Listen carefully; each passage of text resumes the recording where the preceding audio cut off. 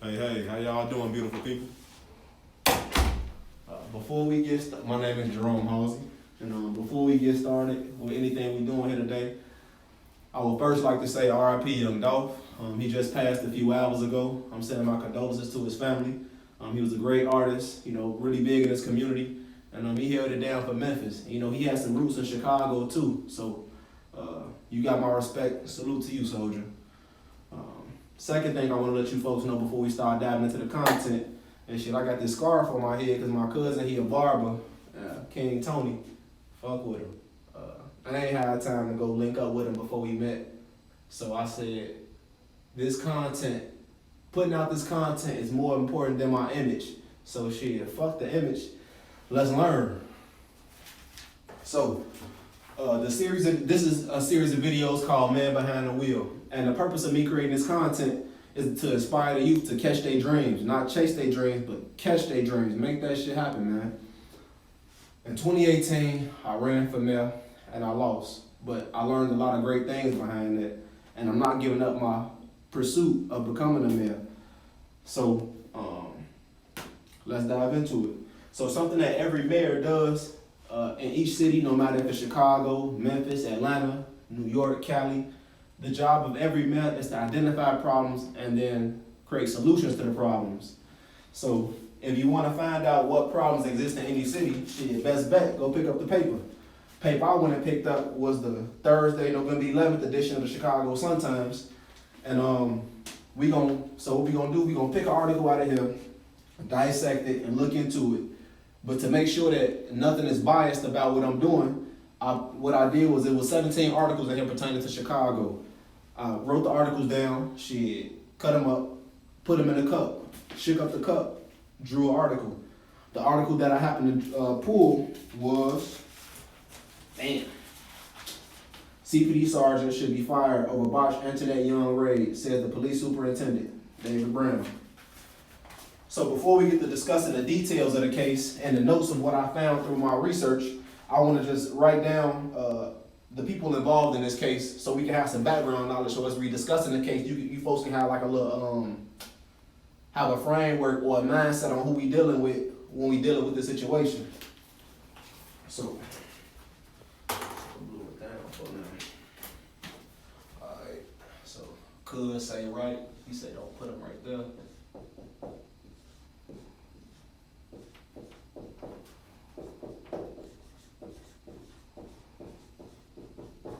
So the people involved in this case,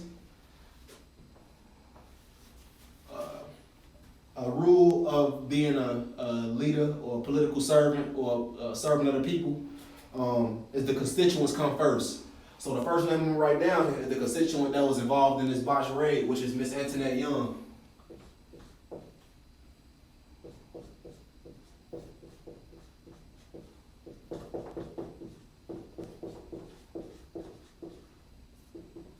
Okay, so Ms. Young, she is a licensed clinical social worker.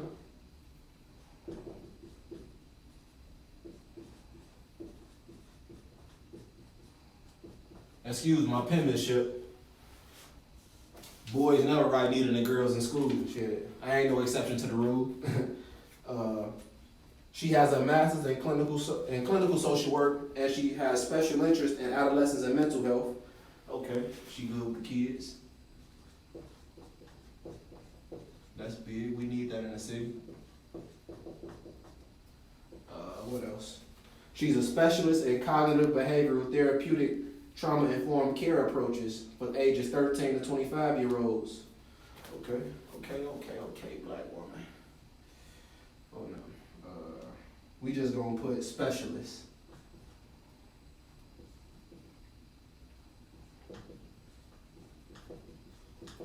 Specialist. The second person involved in this case is I'm sorry about that. And Miss Young, she's worked in the field of social works in 1991. That's what she got an undergrad degree and a master's in social work, so she really proficient with her shit,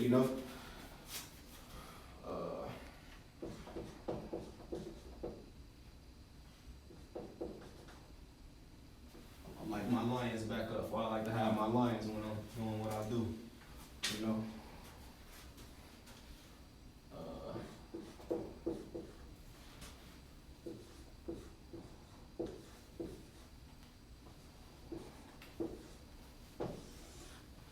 All right, so the second person involved is Mr. Alan Parango. He's an officer for CPD. CPD officer. CPD officer. He's a CPD officer. On top of being a CPD officer, he is also a U.S. Marine.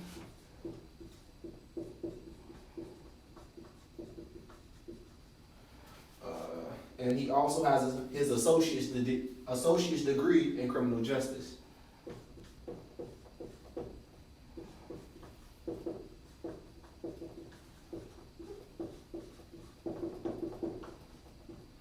Okay.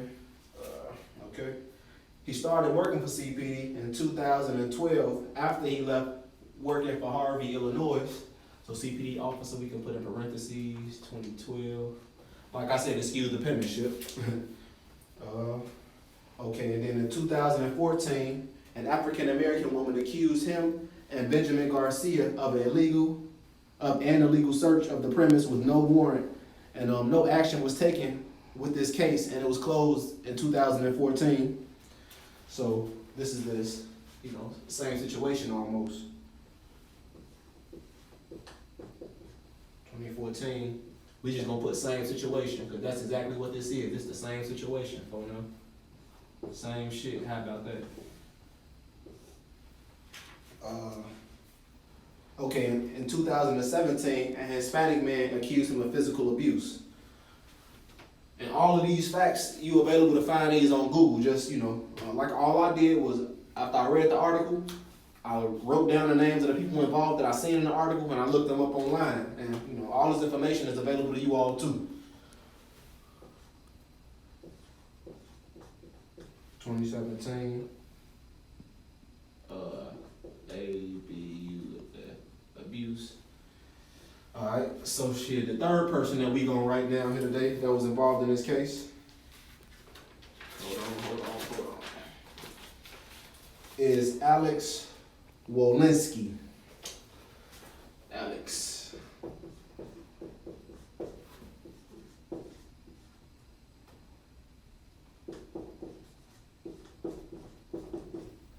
Wolinski.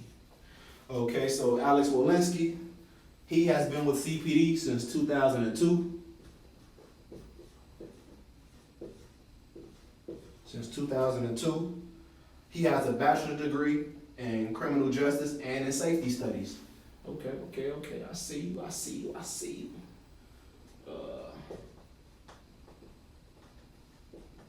Bachelor in criminal justice and safety studies.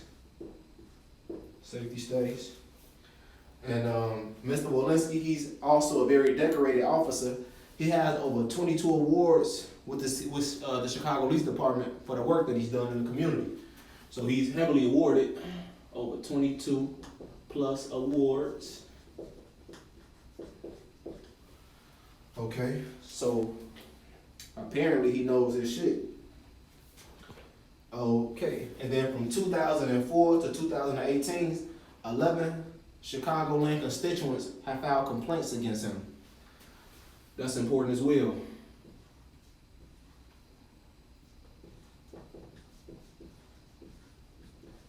(2018) 11 COLPLAINT 11. That's pretty fucking high. In 2005 he got his master's in public safety. Okay, that's him. We have two more folks that are involved with this case. Well, really one more, because the other gentleman, he wasn't even at the raid, but he supervises Alex Wolinski. So, he has part of the blame and shit, but he wasn't at the raid. He wasn't involved in the raid. He just supervises the man who was there. And his name is Corey Petrecco. Petracco.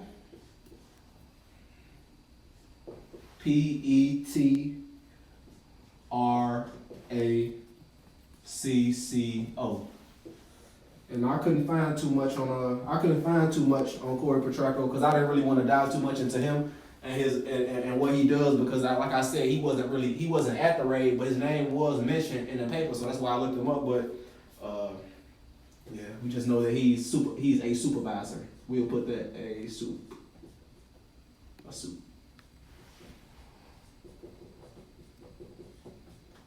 And we'll leave it at that for bro. And then the last person involved is David Brown. And David Brown is the superintendent of Chicago PD.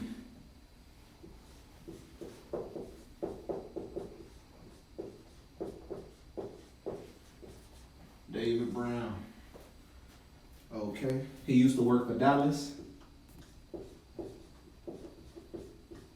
But bro had a lot of crazy shit happen to him. Like his partner I didn't know this, his partner had got killed, his brother got killed, his little brother, and his son was 27 and got killed. You know what I'm saying? So it was a lot of trauma with him in Dallas. So I'll come to Chicago too, you know? Clean slate, fresh start type shit. Dallas to Chicago. Dallas to Chicago in 2020. So he's fairly new to the position. And what else about my man? He has a bachelor's of science and a master's, and he graduated from the FBI National Academy. Okay. He got a BA, a master's, and folks did some FBI work, whatever, you know. So you gotta know your shit. You in Chicago. Excuse me. Okay, so now that we have identified the people involved in the case, Ms. Antoinette Young, Alan Parango, Alex Walensky, these are three of the individuals that were actually inside the home the night of the raid, or the botched raid. Corey, he's the supervisor of Alex Walensky, and Alex Walensky is the supervisor of Alex Parango. And David Brown, he's the head of the whole CPD, he's the superintendent. So some of the notes that I found,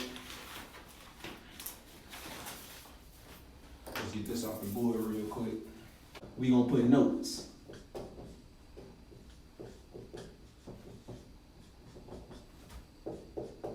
Notes from article.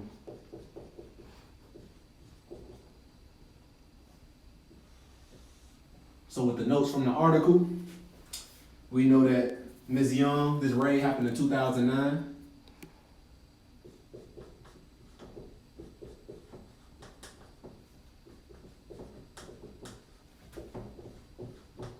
I'm sorry, my apologies, folks. It's been a long day, 2019. We also know that David Brown, he's the superintendent. And okay.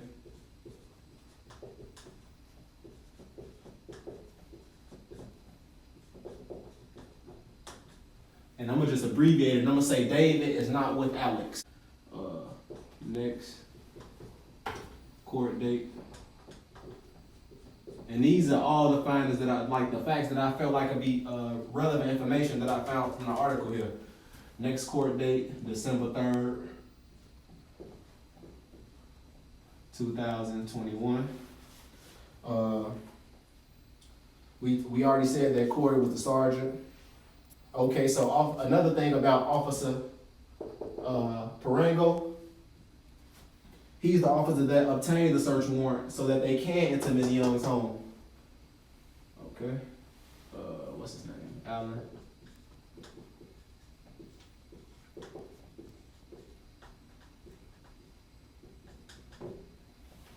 Yeah. And he botched the whole affidavit process because you have to get affidavits in order to get your warrant. So he botched the affidavit process, he didn't, thoroughly do his homework, and that's what led to this young lady facing this type of trauma here today. Some officers here was administrative charges. Okay, what else do we got? The agency determined Ms. Young's experience reveals more pervasive problems within the department, larger than any individual incident of officer misconduct. The intrusion against her person and the invasion of her home implicate other concerns, including lack of adequate training, supervision surrounding the department's use of search warrants, and the and the disproportionate impact of people of color. That's what the report read. And also, David Brown pointed out that David Wolinski didn't adhere to the police department's knock and announce rule before entering Ms. Young's home. Damn. No knock and announce, huh? No knock and announce.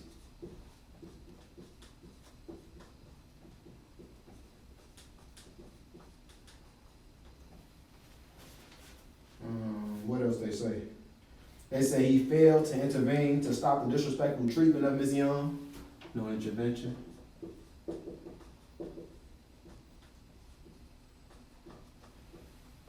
No intervention. And the third thing was that he failed to properly present a search warrant, a task that takes about 15 minutes. And these are all words from the superintendent, David Brown.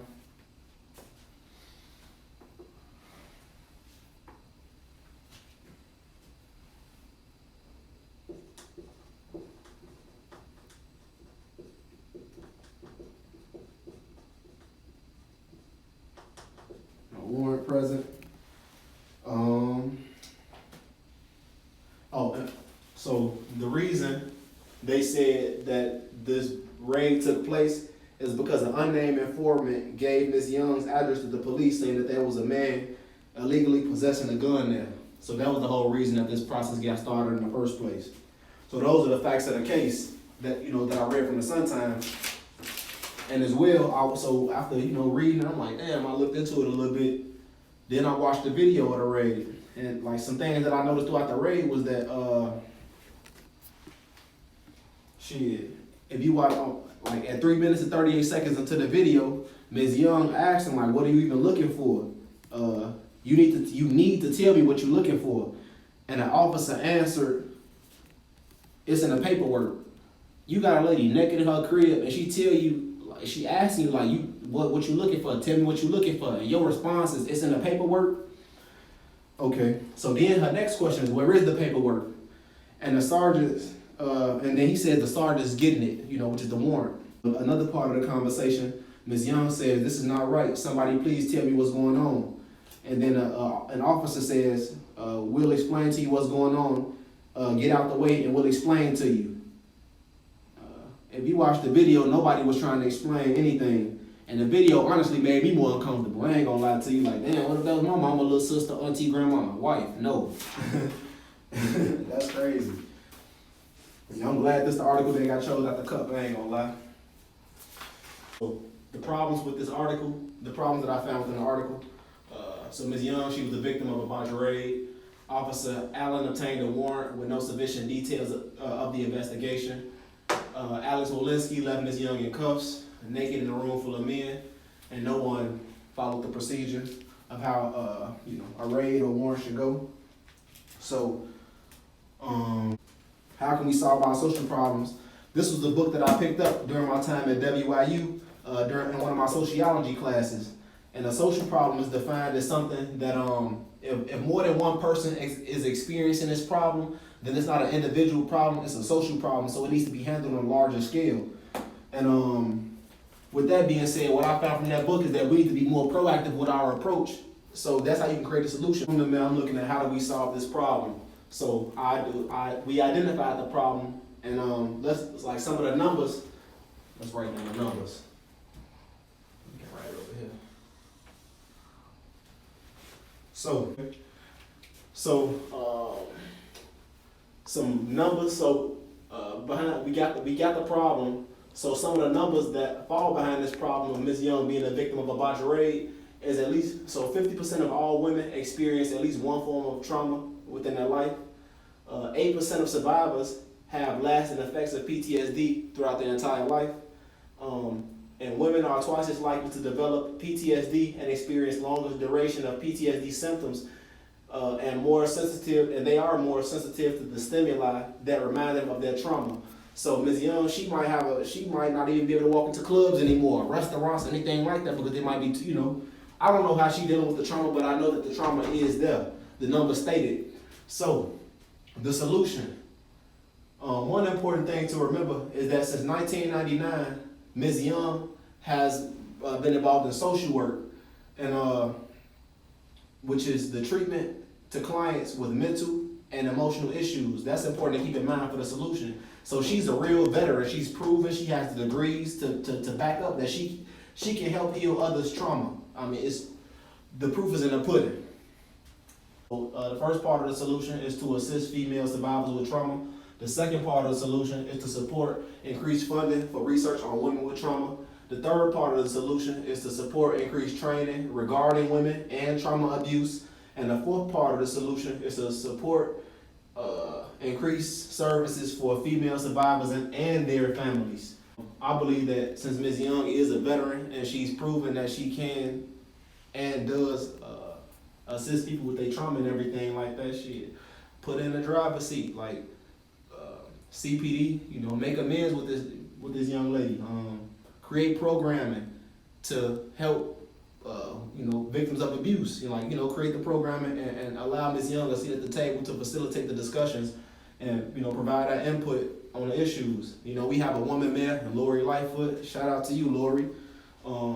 Ms. Young, she needs your help with the situation because Black women, that's our most valuable resource, and we gotta protect it. That's a wrap.